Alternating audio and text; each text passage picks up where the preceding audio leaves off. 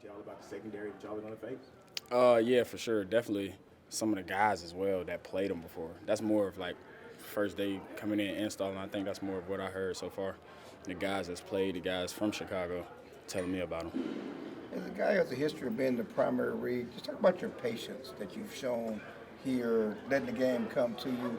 You haven't gotten the ball early, but late you were a big part of the offense in the game. Just talk about their patience. Just running every route hard. You know what I mean? Just trying to stay open for Dak. The ball gonna come, whether it's Ferg, C, JT, Turp, me. So just keep running the routes. Mm-hmm. Is that a different mindset? You have to change your attitude going into games? No, not really. It's going to come to me and I need to get in the ball early? Not really, because you kind of want to run your route anyway. You know what I mean? Just to, get a good picture for the Q. He expects you to be in a certain spot. So just running my route for that for sure. Dak leads the league in it's called big time throws, which is basically good throws in really tight windows right now. Yeah. When he makes some of these tight window throws, you're like, man, how do you sneak that in there, or how the confidence he has? And yeah, definitely. I think it was one. I think he threw one to Ferg like right before we was finna kick the field goal to go into halftime, and that was a tight window. And I was just like, this is my first time, so I was like, wow, yeah. But he's been doing this for, like I said, for like 10 years. So for me, I've always watched him, so it's kind of like what I expect type, yeah. how much confidence does it give you as a receiver when you are, especially for you who can do well with guys covering you still, that he might throw it up there for you? It's just a matter of who making the play, like you said, and the opportunity. That's the part on him that's super good. He gives the receiver an opportunity. So, just making a play on my part, though. You talk about the one in the end zone. Maybe if you thrown a little further, you had a better chance. I saw you with the late hands, and just talk about that play. Just red zone, kind of not red zone, but like short area. So I feel like me personally, I should have gave him another move to set it up to where the ball would just drop right there. I honestly killed the DB too bad. You ain't able and let him, you see what I mean? And let him catch back up, and then the ball was really right there, but I should have just gave him one more move. How much satisfaction do you draw when you get a PI? I get a lot because I know if you don't grab me, I'm definitely going to catch it. That's the thing. So, but I definitely want to make the catch most of the time. Every time I get a PI, I'm trying to make the catch. Wish you could get those yards for it. Yeah, definitely. Yeah. Of course. They called one against you, but it looked like it was a little questionable. Is that part of the game that's what happens, hand-to-hand combat? I'm not now on that play. I'm not really sure because I just ran my route. I ain't really push off on the guy, but they made the call. That's their opinion, so you just keep rocking with it. Is there an art to getting defensive pass interferences? It's not really an art. I feel like when you're more calm, because that's kind of what I am. When I'm more calm, when the ball is coming, they're panicking. It makes it kind of look like, you see what I mean, that that's kind of overturned. But I guess that's the key, to stay calm. How do you stay calm? I mean, is that something you learned, or is that? Yeah, it's something I definitely learned, like in high school. No matter like if it's a game, practice, if it's a ball coming and it's super high and you see the DB running, you can just chill for a little bit and try to make the late hands catch, and it's gonna make it look like he's overturned. The late one, when it looked like Dak was rolling left and threw it back right, and you were open, but I don't know if you thought he could get the ball there. I mean, talk about that play, because that was amazing throw for him to be able to get it rolling left and going back right all the way across. Yeah, definitely an amazing throw. That's what I was thinking too. But definitely him rolling left, throwing back right. Like I said, I talked about when he threw it to Ferg. That was my first time really seeing so he could definitely make some crazy throws. I don't know why people, kind of down talk him. That's kind of crazy to me. Going back to Eberflus and Overstreet, they're giving you the insights from guys they coached a year ago. How valuable is that stuff? Because obviously it happens in the NFL every week, but for you as a receiver, hearing from the DB guys like that, how much does that actually help? Super valuable for me because this is my first time ever playing Chicago, so super valuable. I play with some of the players that they drafted in college, but, guys change every year, so super valuable.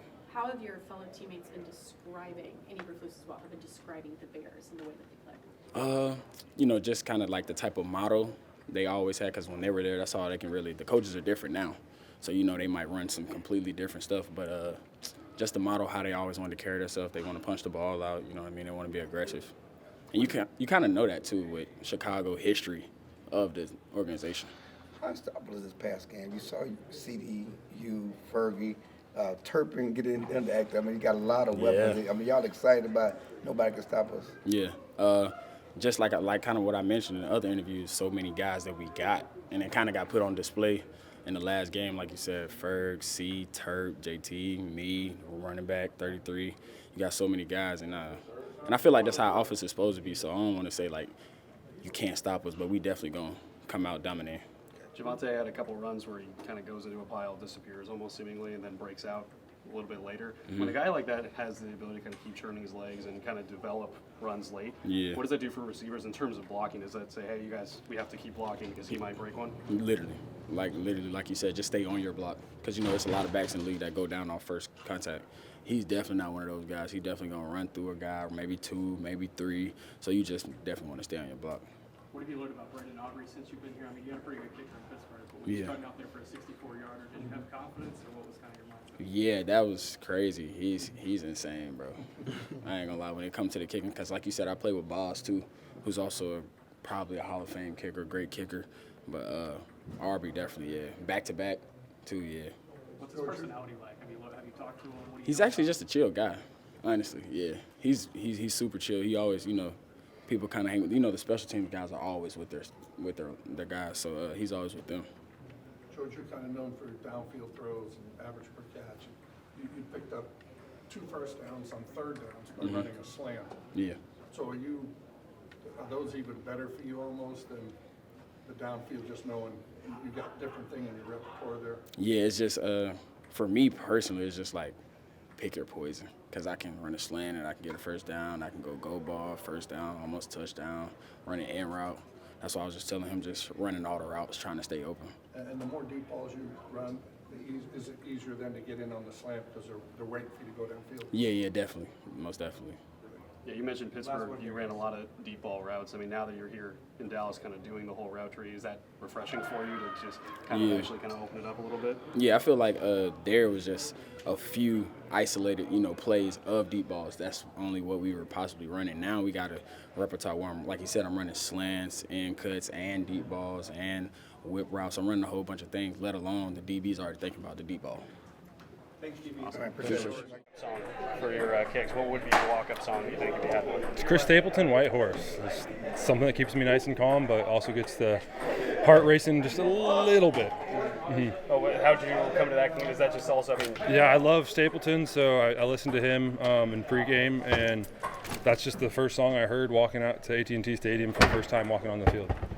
I think 2 years ago when you had some big kicks, I don't think you probably would have said, you know, I put in my mind that I'm the best kicker in the league. What better chance to go out there and prove it? That's what you said after the game. Yeah. How have you been able to embrace the spotlight these last, I guess, 6 months or so? I mean, being on Pat McAfee, it's been a big week for you. Yeah, I don't know if you ever really get used to it, and there's a lot going on this week trying to get through it, and then hopefully by tomorrow have all the focus be on Chicago. And today at practice, it's that way. I mean, come in here and answer questions about the week, but try and focus on Chicago. Did you have to learn how to deal with the spotlight, or was it something that came pretty natural to you? I hate dealing with it, so I try and duck it as much as possible, but you get put in a moment like that, you're going to have to, if you do well at least, go and answer it. So I try my best to just avoid it if I can. How do you kind of handle your NFC Special Teams Player of the Week? You've obviously won that before. You probably thought you had a good shot after the game. And does that stuff matter to you anymore? Or is that kind of yeah, it's something that you can keep stacking up success and use to give yourself confidence, so you can reasonably go out on the field and tell yourself what you need to tell yourself to build the confidence to make the kicks. So every time we get one of those, you put it in the back of your brain and use it as motivation to go out and perform your job. How did soccer prepare you for this stage, all this pressure, being a high draft with the MLS and all that stuff? Yeah, I'd say my career in soccer didn't go the way I wanted it to, and a lot of that was not dealing with pressure properly, feeling like I didn't belong, kind of had the imposter syndrome, and then realizing, sitting back at my day job afterwards and figuring out what exactly went wrong, and committing to myself that never going to let that be the reason I don't succeed again. So I'd say it prepared me by just making me realize, okay, you can't behave that way and make it at this level. I think we all deal with imposter syndrome when it creeps in these days. How do you deal with it a little bit better than you did back then? Get back on the field and just keep kicking. The more I sit and think about what's happened in the past, and it just doesn't feel real. So just go back on the field and control what I can control. How's the mental aspect of things on the field and off the field changed in the last 2 years? compared to 23? I'd say off the field it gets harder and harder the longer you're in the league and the more things that they put on your plate, whether it's interviews like this or just people reaching out on social media, all the texts, all the stuff that comes with success gets harder and harder as you're more successful. So on the field, I'd say it stays the same, and it's kind of a sigh of relief now getting on the field and getting to perform the job duties. As someone that used to play fantasy football, do you pay attention when people that reach out to you? They're probably pretty happy with your performance. I like it. I was a big fantasy football player, so I know it goes both ways. They'll reach out when you perform well, and they'll reach out when you perform poorly. So got to take the good while you can, and then just be prepared for the bad and let it roll off your skin. What is the preparation this week like in terms of how different it is when you kick in a stadium like Chicago when the water's right there and the wind kind of changes things? Yeah, luckily we've got a good place to replicate it out here with our practice field. It's kind of a wind dome. Whatever wind we have, it kind of amplifies it 2x, and we've got grass surface to kick on. So just go outside and practice on that when we have a game like this coming up, or go inside when we're at AT&T and practice inside. So try and make the practice feel like a game. What does it mean to be a special teams player it's just something that I can use in my mental bank when I'm going to try and build up my confidence before a game, or just remind myself of how many times I've done this before, and I can go out there and do it again. So it's just another kind of thing I can turn to remind myself that I can do this.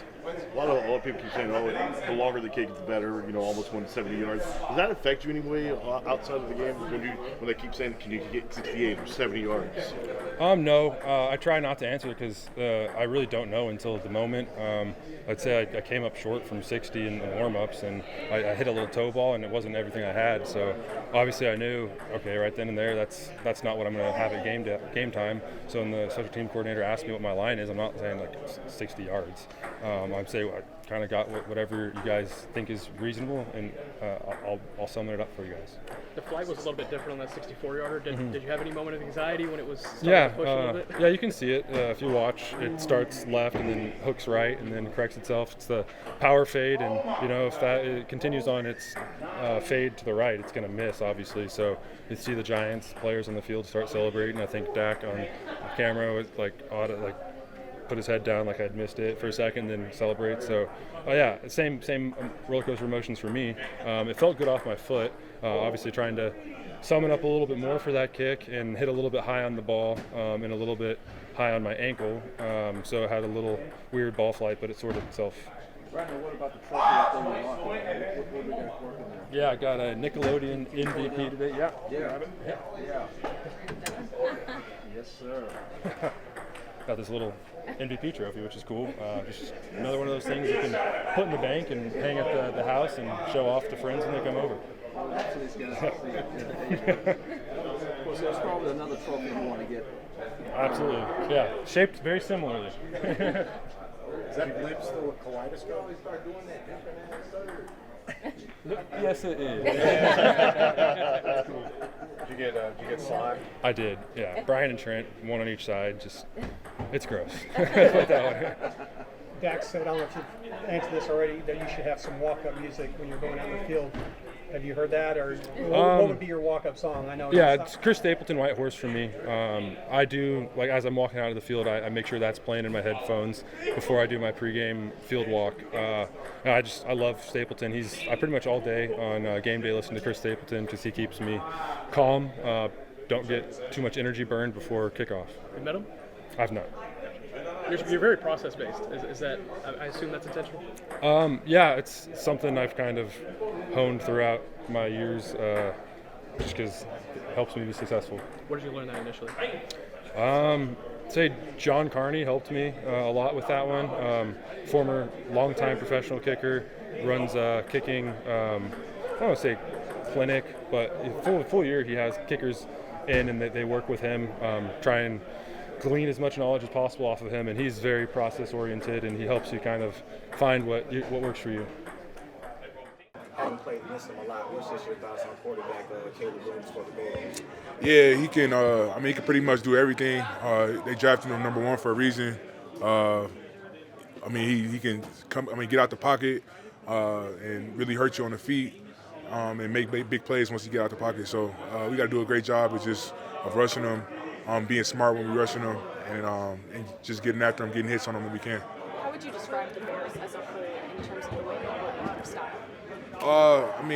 Just like any other, kind of remind me of like the Lions. When Ben Johnson was there, run first, of course, and they want to get guys running, and they want to cut back and get on the edges. They got great receivers like DJ Moore and those guys. DJ Moore is great with the ball in his hands, so you got to have a plan for him when we tackling him. And then, with the quarterback, you get the ball out quick, and if he's able to make off-schedule plays and, get out the pocket, he can make those big throws, so we got to take care of that. Last year, the first time you played Chicago, you were the Packers' longest tenured player, and Matt Eberflus was the Bears' head coach. How surreal is it? You're dapping him up in practice, getting ready to play the Bears. You both were a year ago. I know, yeah, that's crazy. Happy I'm with Flus now, and it's just crazy how life works sometimes. What's that been like talking about the Bears after you guys went head to head with each other for those last few years? Same old, man. It's two completely different teams. We had a different team from last year, and they had a completely different team. They got a lot of different offensive linemen that they brought in. A lot of guys that I respect, so it's going to be a great game. Kenny, I don't know if you heard, but Jadeveon, in one of his first interviews, he said that once he found out that you got acquired by the Cowboys, he put in a call to his agent and was like, I need to be there. What are you seeing from Jadeveon as far as his years in the league, and what does it mean to you to be valued like that, just as peers? I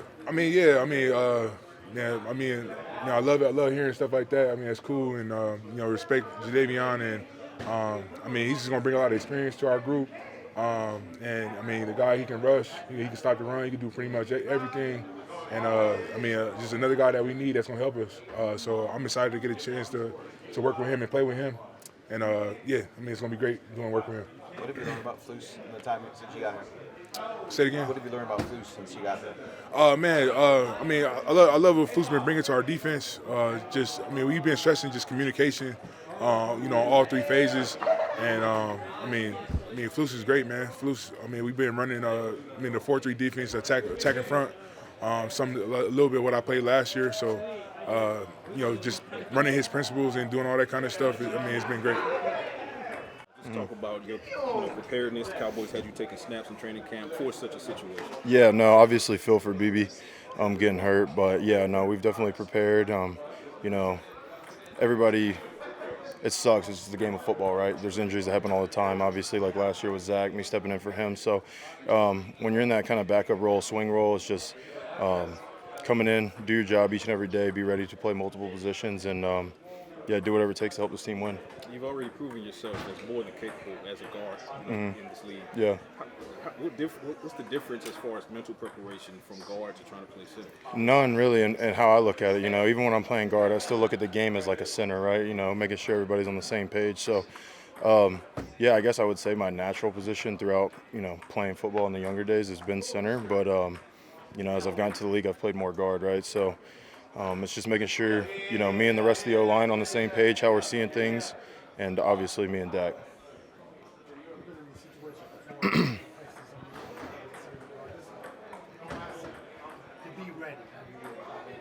Say that again. Yeah, no, I always say you stay ready so you don't have to get ready, right? So, you just treat each and every week like you are going to be the starter, even if you're not. So when the situation arises, it's no different. Can you just talk about the demeanor of the offensive line? Everyone knows what you bring to the table. Yeah. A bully. You look to the right, Tyler Booker. He wants to beat the will out of people. You look to the left, guess what? Tyler Smith. Can you just talk about that interior? No, I'm excited. It makes me smile a little bit, right? So I'm definitely ready for this group to get out there Sunday and really get after these guys. Obviously, as a unit, we just want to be physical, do our job, make sure we're on the same page, and have fun. Are there any similarities between you and people in this game in any sense? I guess there's obviously similarities in everyone, right? But at the end of the day, I'm just trying to focus on what I got to do to help this unit be ready. You guys were able to grind out a win going against Bears Mm-hmm. Has there been talks about that, about how hungry they're going to come, as you know they have some flaws that No, I wouldn't say there's any talks about that. For us, we just look at each week as we call it a championship opportunity, right? Each week, take it as a 1 week season, right? Go out, do what we got to do to get the win. No matter if it's ugly or pretty, right? But as long as we get the W at the end of it. Came in here a little late. I'm sorry if it was asked, but the experience last year, being able to step in and start all those games for Jack, how does that prepare you for this outfit? You feel a little bit more comfortable? Yeah, no, I always felt like, being an undrafted guy that's been on P squad, made it to the 53, kind of been a backup, right? Last year, starting those 7 games in a row really let me know that, like, I always believed it in myself, but it really, showed it that, yeah, like I can play in this league, and I'm ready to just do it again. Is there a game or a matchup that kind of confirmed to you, like, yeah, I can do this? No, I mean, I guess that last year, the first Washington game, obviously that was the first start of the year for me. And, they were rolling at that time. We were not. And us getting the win. And I felt like as the O-line, we really took a step in that game. You had a brief moment with Jadeveon in Cleveland. What is the type of player that they're getting? They're going to get a hard worker, a leader, a guy that's really, like, people talk about his age. He's still got a lot left in that tank, you know what I mean? And he's a good dude. He's a great teammate. Just good to be around.